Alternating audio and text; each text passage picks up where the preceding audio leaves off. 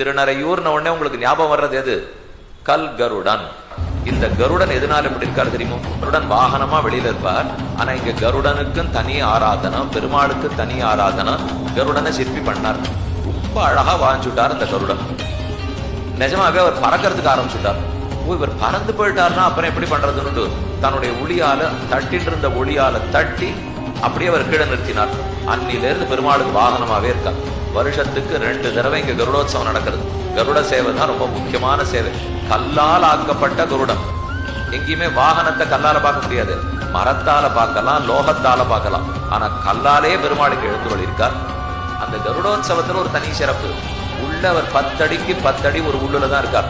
கருடன் மட்டும் இருக்கார். பரப்பாடு அரைச்ச சின்ன இடமும் இல்லையோ, அது மேல பெருமாளை எழுந்துள்ள பண்ணிடுவா.